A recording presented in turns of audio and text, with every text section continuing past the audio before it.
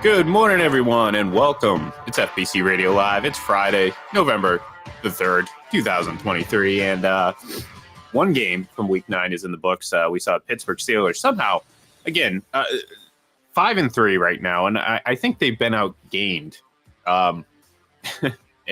this entire season. It's quite a remarkable tidbit for this team. I think the Steelers are pretty good, but I'm not, I'm not thinking they're any sort of threat right now. This is just one of those peculiar. Damn, I can never say that word. I thought I was going to breeze right through it, but it's just one of those words that rural. That always sounds like weird to me, John. So it gets in my head and it drives me nuts. And next thing you know, I'm going down a rabbit hole of talking about words that I have trouble pronouncing. But nonetheless, we saw the Steelers win last night. After a pretty impressive debut from Will Levis, a pretty bad interception there to close out the game in the final seconds. It was an entertaining game. I'll say that. I certainly wasn't looking forward to it heading into the night because, who the hell is intrigued by the Steelers and the Titans? Yeah, doesn't feel like both of those teams play at a slower pace, and that there's like a lack of speed. There's certain teams, and the Patriots unfortunately fit into this as well. The Bears, it just looks like they move slower than other teams, maybe because we're seeing a lot the of bad teams? And the bad teams, yeah, they move slow. But there must be a bad team that moves fast. Like, I'm just trying to think that they, have some exciting players, whatever. Like Justin Fields, I think it's fun to watch on a bad team, But yeah, no, it wasn't a highly anticipated game. I had friends calling, who do you like tonight? I didn't put out a selection on in terms of the point spread. I'm like, if this game was on a Sunday, you'd never bet it because it doesn't even appeal to you unless you like a side, and I didn't. But, you're right, Ian. Pittsburgh's been outgained in each of their 8 games, and they're 5-3, which speaks to they win the turnover battle, play good situational football, and they do have an excellent coach in Mike Tomlin. And I know he hasn't been to the Super Bowl in a dozen years, but let's not forget, for a dozen years in the AFC, he would have had to go through Brady, Manning, Mahomes at some point, and Roethlisberger was an excellent quarterback, but I wouldn't say Roethlisberger was as good as those guys, certainly. But he's an outstanding coach. And we saw that last year going 9-8 with kind of a beat-up squad. Yeah, and look, I think the I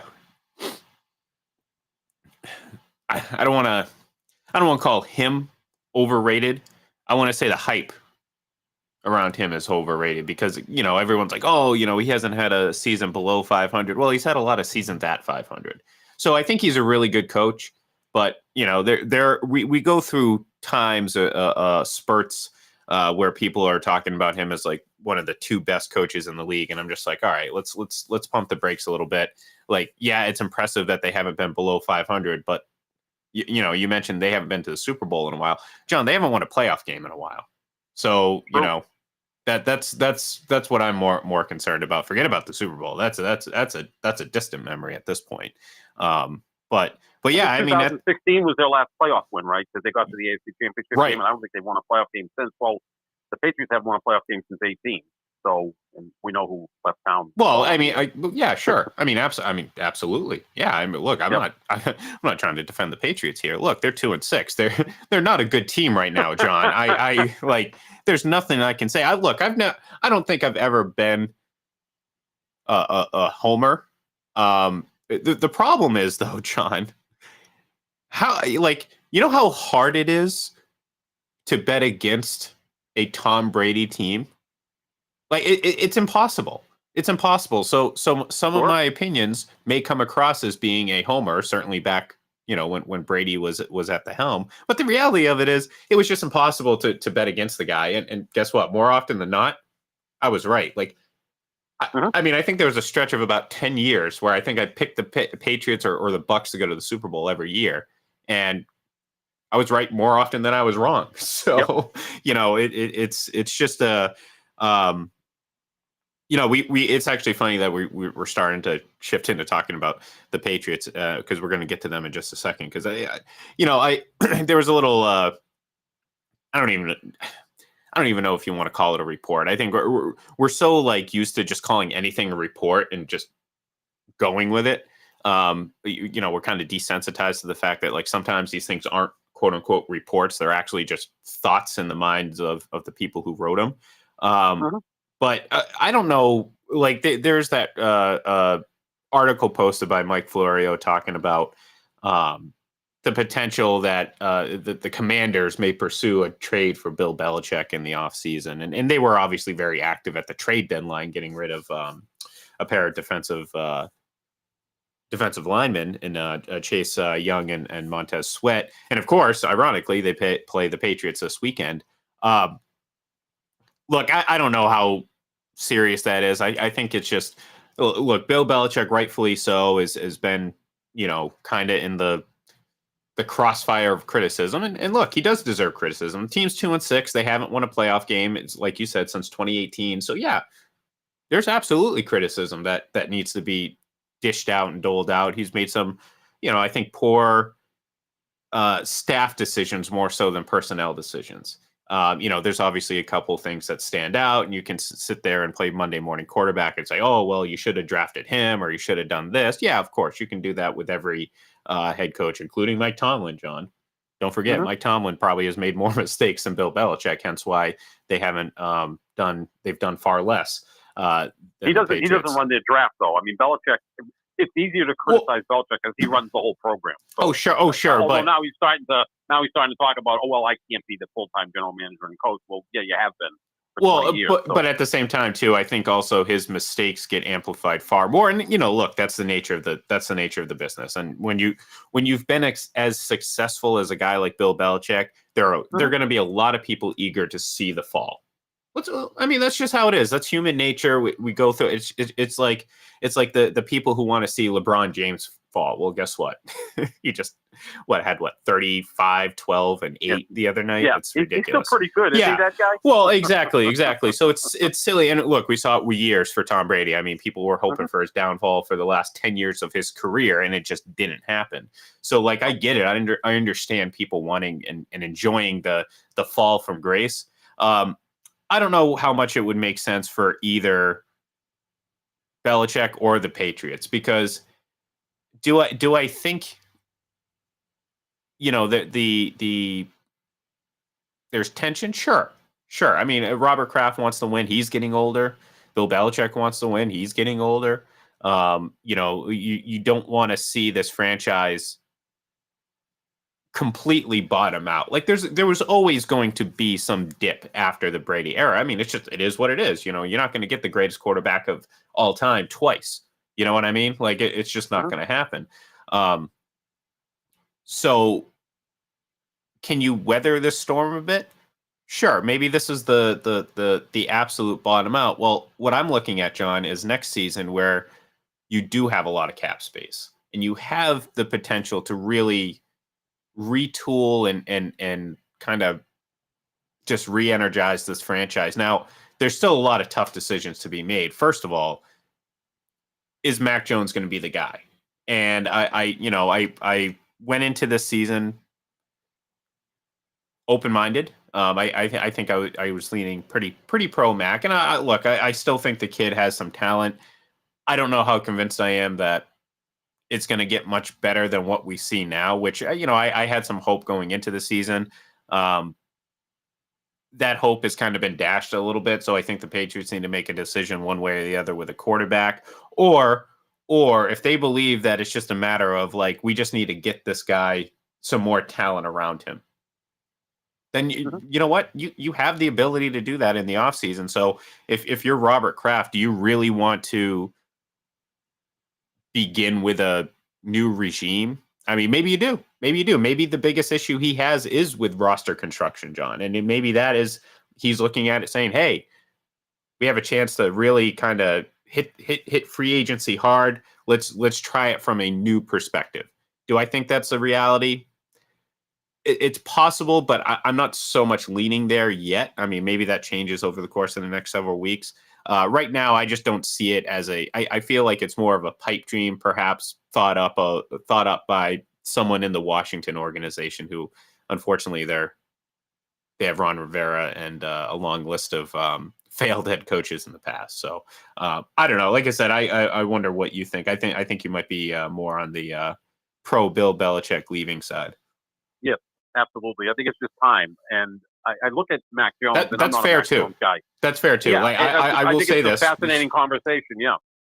I'm not saying I want it to happen. Like I personally feel like, look, I think Belichick's getting a little bit more scrutiny than probably, like, I I don't want to Yeah, say but he's getting he's more. been crowned the greatest coach of all time. Oh So this is sure. going to happen, right? So if Well, a yeah. great film director, all of it, and I never said he is. I always put Paul Brown and Vince Lombardi above him. One guy invented the sport that we know, and the other guy, his run was ridiculous. But he's right up there. And if you're just going to call it the Super Bowl era, sure, he's right in that discussion, without question. So if you're crowned that when you start to fall, you are going to be scrutinized. Oh sure. And it doesn't help. It doesn't help the way he acted either. That they're not going to cut you any slack with that. Because I'm getting pretty choked up over this, obviously. Yeah. Well, I know me up, Ian. Bill Belichick helps you. You know, you're such a fan of Bill. No, I get it. No, I do know he's a spectacular coach. I'm never going to say anything different, but I think when you look at, I almost look at it, and again, Mac Jones is the key now. Is he worth fighting over? And maybe, look, if Mac Jones is a child in this relationship, and Kraft and Belichick are the parents, and Kraft we know loves Mac Jones, then Kraft's going to say to his significant other in this case, help him. You know, send him to a better school. Let's get him a new car when he's in college. You know, like give him some things to support him rather than just saying he's on his own. You know, so I'm just using that analogy. And yeah, I think that could be something that the two are going to have to sit down to. But yeah, now you're throwing that age in, Ian. I mean, the owner's 82, who kind of fancies himself as some sort of celebrity, right? Oh, yeah. He loves the camera as much as anyone. I've maintained that the three big pieces in the Patriots organization, Kraft, Belichick, and Brady, that Kraft has the biggest ego. Again, he's worth the most money. Oh, sure. He's around, Elton John and everyone else. So, and then you've got a coach who's going to be 72 in April. So, and I'm not being an ageist because I'm, closer to them than I am to you in age. But that there are some issues with that, without question. Well, and look, I think Belichick's a very, this isn't a guy who, like, when you look at him, you don't think he's 72 years old. No. Like, so I think, this isn't a guy who's just like, walking up and down the sidelines with a cane looking like they're just like, this isn't Joe Paterno, at the end of his life, just being basically, I mean, we don't need to get into all the things that happened at the end of his tenure, but Belichick, he looked like he didn't know what was going on in the field. Well, remember, I mean, his last 2 years with Paterno, it's like staring off into space. Like right. Like he was just there. Right. Like Grando at the end of The Godfather. And like, maybe Belichick's lost a little bit of his fastball, but that's not, I think that's more, look, when you've been a coach in this league as long as you've had, like, you always have to adapt and evolve. And that's why a lot of coaches don't last 50 plus years in the league, because eventually you just can't. And maybe there's a little bit of that where, like, okay, you have in your mind a certain way of how to build teams. And I think we've seen a shift over the last 10 years, a lot more so than, the previous handful of 10 years or so, just in terms of how the game is played, because the offenses are so much more favored than what they were. And I think we've seen a quick evolution of that in terms of, rules that favor that. And, there's different philosophies where, maybe you're playing more of a college style offense. Like I think the methodical way of doing things is almost not in the past, because I mean, you still need to, long-term success, you got to be methodical, but like, look at quarterback play, look at just team success. I think it's more about maximizing what you have for the window that you have. And that is, well, it's speed. It's like, how long can you stay ahead of the game and continue to win? And I think that's what, we saw that with Kansas City for a little bit. There's maybe some concern that maybe now teams have caught up. They've kind of figured it out. Okay, well, speed, yeah, okay, they're going to burn us in a couple ways, but for the most part, we can handle that, and we've seen it throughout the season. We're seeing Miami kind of take advantage of what they're doing. So I don't know. Like I said, I don't see. I personally just don't see Bill Belichick going to another franchise. Whether or not he's here next year, I don't know. I would say I'm much more leaning towards yes. Maybe that involves a reimagining of his responsibilities. Maybe they do bring in someone to do more of the personnel or help with the personnel side. I mean, you look, he had Scott Pioli for years. I mean, he was a great asset to him. Obviously, Ernie Adams was around for a while. So yeah, maybe Bill Belichick had that, title of de facto GM, but he certainly wasn't like I don't think he was a dictator with it. He still had final say though, and if they're going to take that away from him, that could be an issue. Or he may say, you know what, I'm 72, great. I mean, my off season will be less involved than it was in the past. Hang out with his boat. Exactly. Do whatever he wants. Yeah. And at that point, don't you think too that he really wants that record? He's 17 wins away from Don Shula's record. And look, when Brady left, it was at 44. And everyone just assumed he'd do it in 4 years. Well, here we are in the fourth year, and he's still 17 away. It's not that easy. Is he going to do it here? Is he going to do it elsewhere?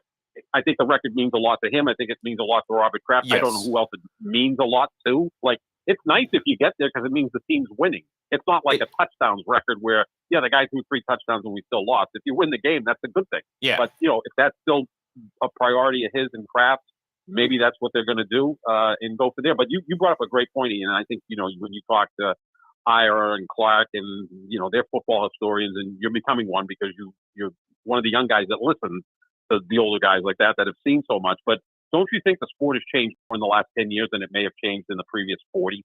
I mean, it's just like really absolutely is a tsunami at this point of like, it looks like a different sport out there. Well, it looks more 7-on-7, and it's all about receivers and corners and quarterbacks and tackles to protect them in edge rushes, like linebackers and safeties and nose tackle. Like, what's the value in those players? You still want to have them, but your value is in those other more important positions. Well, I mean, it's driven by a number of things. Obviously, the health changes, the rules to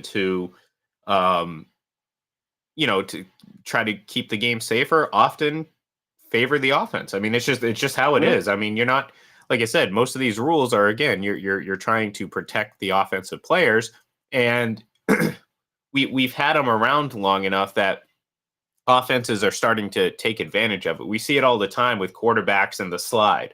You know what I mean? They'll pick up an extra 5, 6, 7 yards because players are afraid to hit them, and they know that. So Patrick Mahomes does it all the time. He'll dance down the sideline, like running like he has something in his pants, and yet still no one hits him because it's like if you touch the quarterback on the sideline, you're risking a huge penalty. So offenses have started to take advantage of that.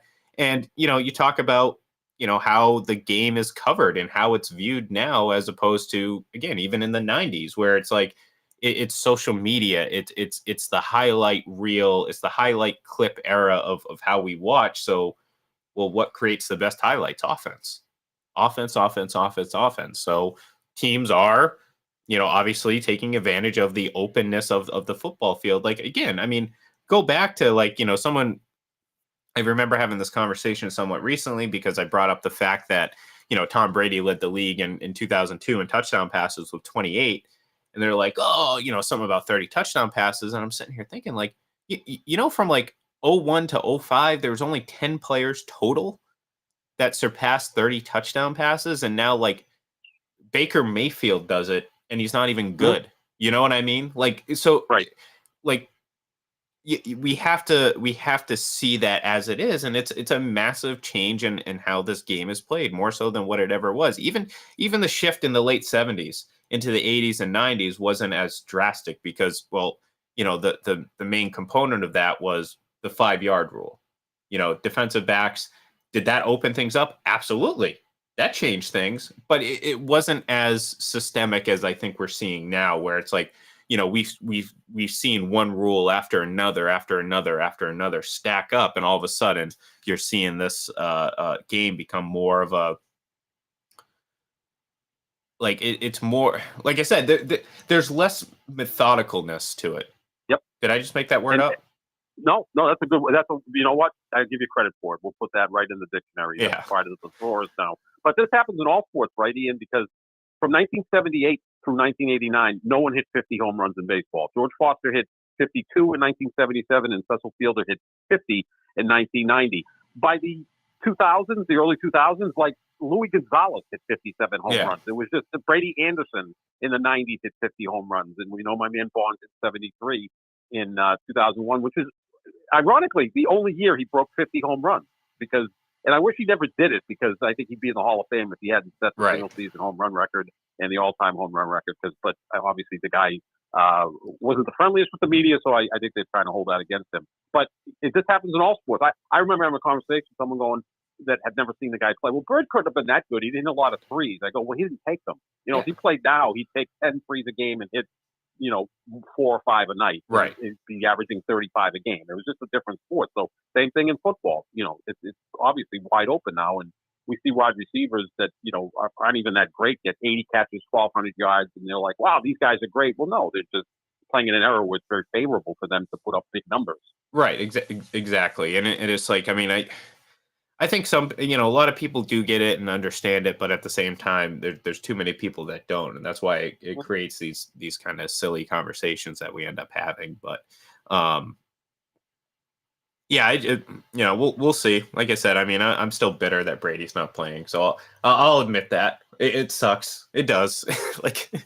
But how do you think guys feel? My guy wanted to play, and he got injured on the 4th play of the season. Yeah, well, that's now he's an offensive coordinator, and he's going to be back in December. Yeah, and he's still getting praised by the media for some remarkable recovery. And it's have you ever looked into the process of of an Achilles? Like this is kind of normal. Like doing a little light toss on the sidelines isn't like walking on water, folks. Let's pump the brakes a little bit. He has that great offensive line to protect him too. God. If it was a great offensive line, I could kind of maybe leap to that conclusion that okay, they're going to protect the guy. Well, if he had Trent Williams as his left tackle, I'd say, well, you know what, come back. You're not going to get touched. But that offensive line is horrible. Yeah, I think the Jets have some interesting decisions to make in the future, depending on how this season ends. Because as crazy as it sounds, John, if you go to Aaron Rodgers next year, you may be taking a step back from Zach Wilson this year. Well, no, what I'm saying is if the Jets make the playoffs with Zach Wilson, I mean, is your goal ultimately just to put all your eggs in 1 year, one basket with Aaron Rodgers, or are you trying to? Because I think obviously the original plan was bring Aaron Rodgers in, let Zach Wilson kind of grow and mature behind a couple years, and you hope that when that time comes, he takes the reins and is obviously not, you hope he's at that level. I don't think he would ever get to that level, but you hope at the very least that he becomes a competent, serviceable NFL quarterback and kind of lives up to some of the athletic potential that he has. Well, that obviously all changed the second Aaron Rodgers goes down, but what if the Jets do have a strong second half of the season and Zach Wilson does have a pretty nice second half of the season and they compete for a playoff spot? Do you know what I mean? You get where I'm going with this? If they go 10-7 and they could, because their schedule gets much easier. I mean, their first 6 games are the toughest. And look, he's played through games anyway. Okay. He's played okay. He's played okay. Yeah. He's going to have to do more for I think the second half for this to be a tough decision, but it's not out of the realm of possibility, because it's like, look, if you decide if he has a really good end to the season, they make the playoffs. Obviously, they're not going to win the Super Bowl, but say they have a nice little appearance and even are competitive in their playoff game. You go back to Aaron Rodgers, you throw that all out the window, and you basically say Zach Wilson is not a part of our plans, because you don't put him on the bench and then expect him to come back the following year. It's like, no, you lost him at that point, and perhaps that even rubs his teammates the wrong way too. It was crazy and a strange twist of irony. Maybe the disrespect towards Zach Wilson actually rubs them the wrong way, as opposed to what they were doing last year. So I don't know. It'll be interesting. I've been thinking about that. Yeah, we'll see. This is the most extreme case, and you'll be the best person to talk about this, right? Like what happened in 2001? Let's say Tom Brady loses the Snow Bowl for the Raiders. Mm-hmm. Are they committed to Brady and move on from Bledsoe at that point? Well, I think because I think Belichick was done with Bledsoe. Yeah, that's I think that's and this is unfortunate, because the narrative is, well, Tom Brady would have never got a chance had Bledsoe not got injured. No, I mean, Brady was taking over that season one way or the other. Bledsoe's injury only quickened it. And look, I mean, hell, it could have been a week or so after that had things kept going the way they were going. And that was, well, the Patriots hadn't won a game, and Bledsoe looked, well, like Bledsoe, an immovable statue. Like that's what people think. Like, and I got in this argument the last, couple of days with people talking about, how Brady, a guy who got drafted by 2 professional organizations and 2 different professional leagues, is somehow not athletic, because kind of what we were talking about before, people think athleticism is run fast, throw hard, or jump high, rather. Dunk from the foul line. Right. And it's like, no, there are so many other forms of athleticism, sometimes specific to the task at hand. And in this case, a quarterback, I mean, arm strength, body control, footwork, that's all athleticism. And it's like, people are like, oh, he's not that athletic. I'm like, again, you value different things. Like, why do I want my quarterback running a 4.2 40? Like, yeah, it's nice when they pick up big third downs when otherwise maybe it wouldn't happen, but it's a quarterback. I want their their strength to be throwing the ball, not running. I couldn't care less about running.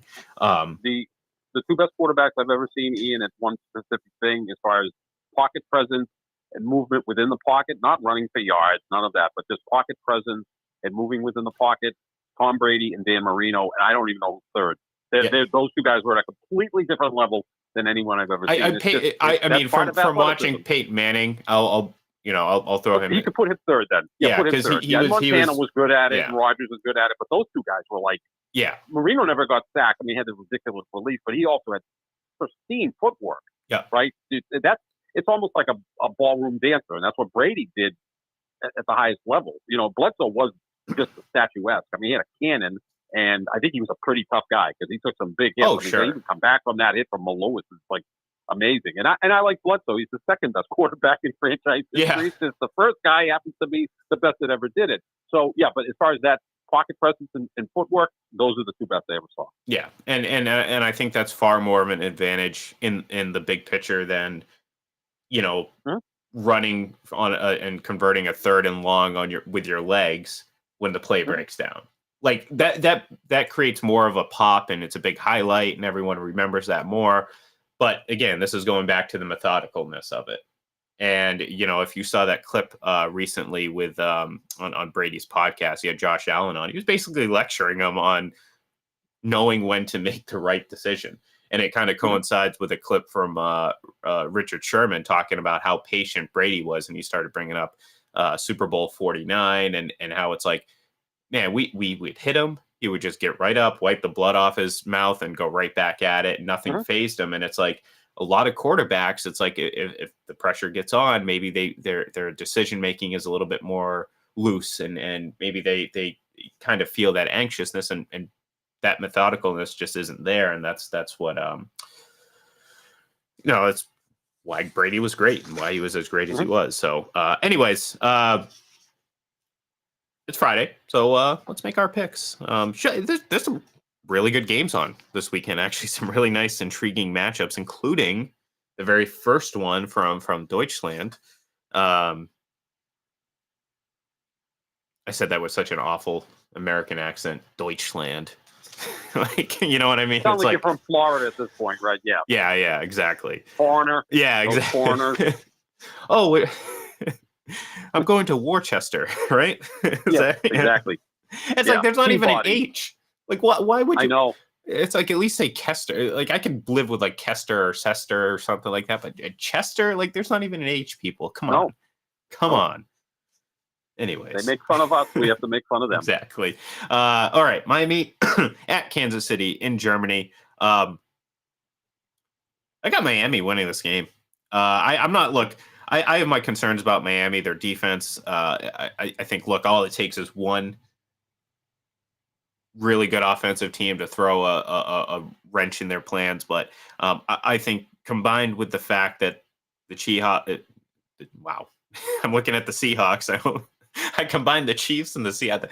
That's kind of impressive. That's I don't know if I should be concerned about that. The Seahawks. That's your Super Bowl pick, then, right? Yeah. You just God, that'd be Kansas awful. City, Seattle, Super Bowl. I don't need to see that. I don't need to No. put myself through that.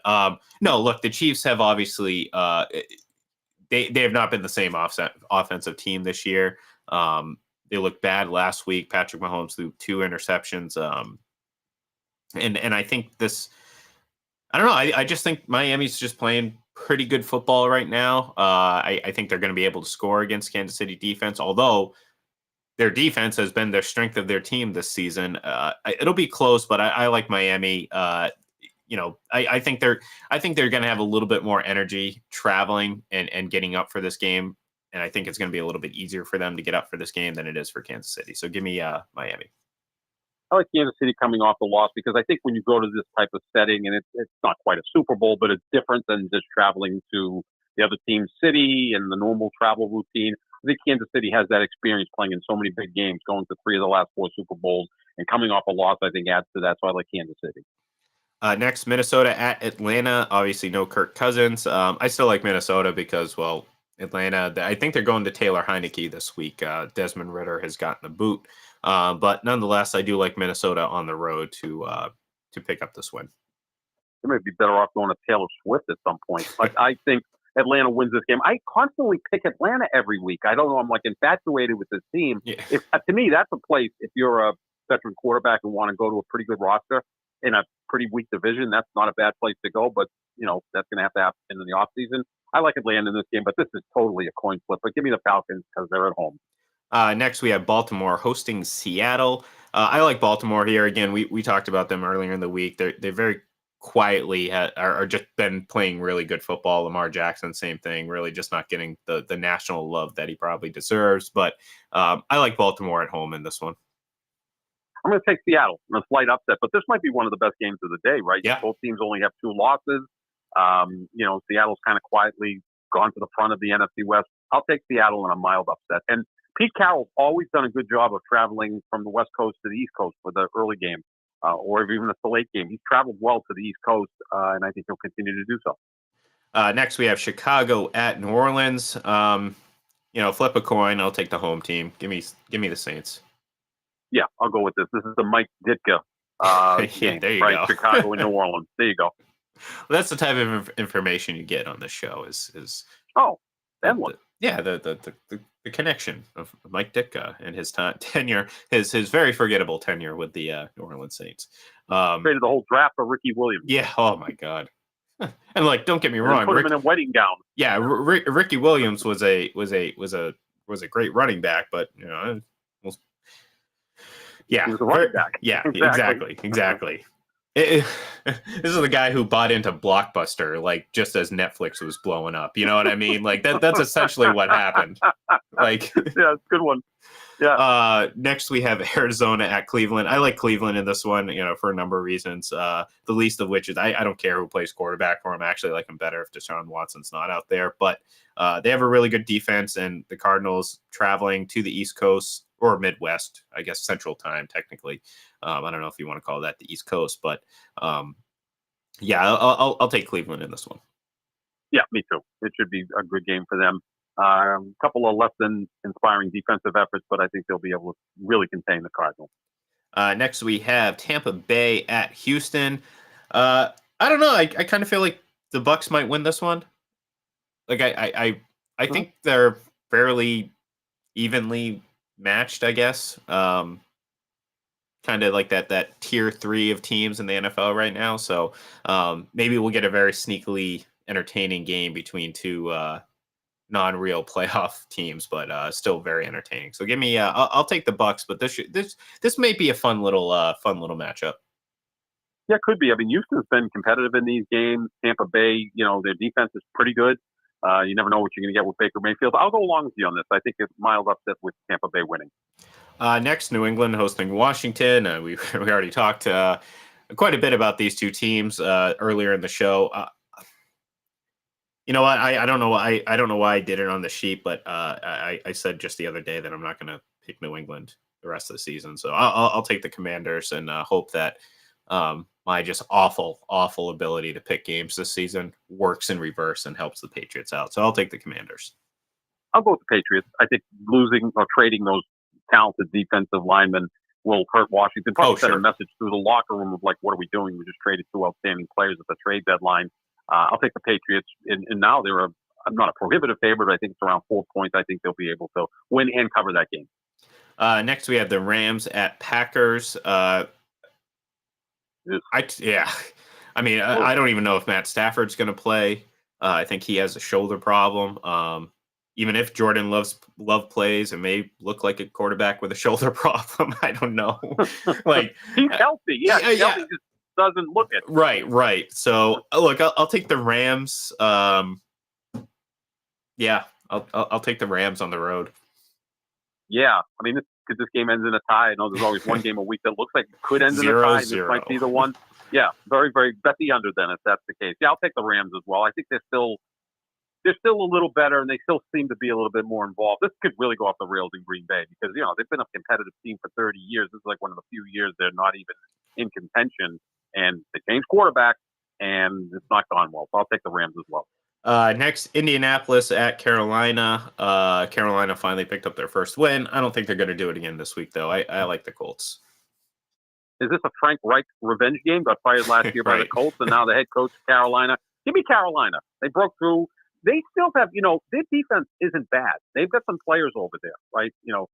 Horn the cornerback, Burns the edge rusher. I mean, those two guys are pretty darn good. So I'll take Carolina. But this is another game that's like, good luck picking this.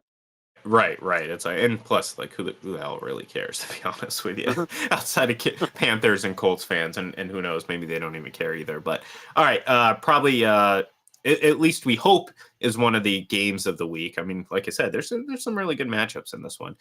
Dallas at Philadelphia. Look, I think this was easy to pick because I'm still not quite convinced Dallas is an elite team. We've seen them beat up on some poor teams, and I don't know. I'm not quite convinced. I like Philadelphia a lot. I think it's going to be a close game, but I like Philly at home. I'm going to take Dallas because I think Dallas matches up pretty well against Philly. They beat them once last year, again, without Jalen Hurts, and they were competitive in the other game. And the thing about Dallas against Philadelphia usually has a huge advantage along the offensive and defensive lines. That may not be the case on Sunday. I don't think Dallas is quite up to the par of the Philadelphia Eagles along the line of scrimmage, but at least they will not be overpowered like Philadelphia generally does against teams. So I'm going to take Dallas. My Super Bowl team from the NFC. So, if they're going to get to that point, they're going to have to learn to win on the road to maybe secure some home playoff games. Yeah, and perhaps they might have to do it in Philadelphia too. So, all right, next we have the Giants at the Raiders. I took the Raiders, Aiden O'Connell era, post Josh McDaniels against a really bad Giants team. I'll take the Raiders at home.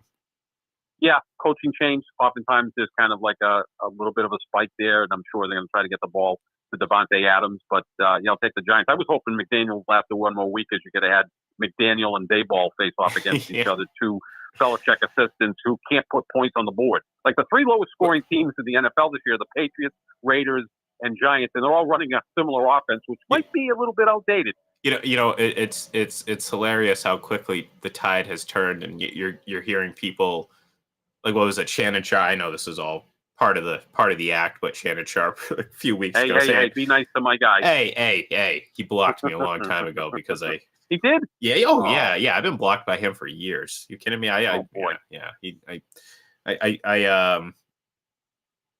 think I asked him to provide some sort of evidence to something he had said about the Patriots or Brady, and not surprisingly, a prosecutor. Yeah. Hey. You are the moral conscience. I seek truth and understanding. I'm not here for you and nonsense. Superman. So. Yeah, exactly. Truth and the Brady way. Yes, exactly. I like that. I'm gonna put that on my gravestone. I got a lot of things I'm putting on my gravestone. Be careful. Well, I got to get a big one because it's like I just got a lot of sayings, a lot of things like the shootout sucks. First of all, awful. That should be the first one. What an awful way to end a great Bruins Maple Leafs game last night. And look, the Bruins won, so I'm thrilled. And they're 9-0-1 and off to the best start. And they're we'll get to that another day, but I just hate the shootout, and that I think is going to be it. Forget my name. I'm just going to list all the things that I believe, and people know that it's me. So we'll know it's you. Yeah, by the third one, we'll know. Yeah, pretty much. All right. So another potential game of the week: Buffalo at Cincinnati. I like Cincinnati here. You talked about them earlier in the week. 3 wins in a row. Buffalo's been up and down all season. Cincinnati seems to finally be finding its rhythm, and they're at home. Yeah, I'll take the Bengals in this one. Better quarterback and a defense that causes a lot of turnovers. So I'll go with my man Joe Burrow to keep his winning ways. Absolutely. And Monday Night Football, New York Jets hosting the almost at the Clippers. I don't know why I said that. They might as well be the Clippers. Yeah, who knows? Maybe he might request a trade elsewhere by then. So I picked the Jets to beat the Chargers because I feel like that's just a game the Chargers lose. Going to the East Coast, Monday Night Football, spotlights on them. Yeah. I'll take the Jets. And what should be it's going to be an ugly game. It's not going to be it's just going to be ugly. There'll be mistakes.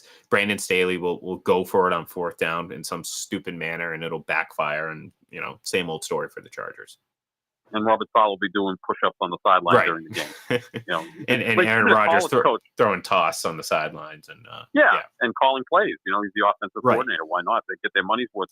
Yeah, I'll take the Jets in this one because I think their defense will match up well against that San Diego offense. And Justin Herbert, he's regressed this year. He's thrown a lot of picks, and you've got some tremendous defensive back there led by Sauce Gardner. I think they'll be able to pick him 1 or 2 times, and that could be the difference. So I'll go with the Jets, Jets on Monday. Yeah, I like it. So, all right, that's going to do it for us. We will be back next week, actually, not until Thursday. So, sort of hang tight, sit on the edge of your seat until you wait to hear from us. But we will be keeping you all updated. I'll be back Sunday morning to do a pre-NFL Sunday show with my man Braden, as we do every Sunday. So you will be able to listen to that. But as for us, we will be back on Thursday with a new episode, kind of wrapping everything up and jumping right back into the next week. So thank you, everyone, for tuning in, and we'll talk to you then.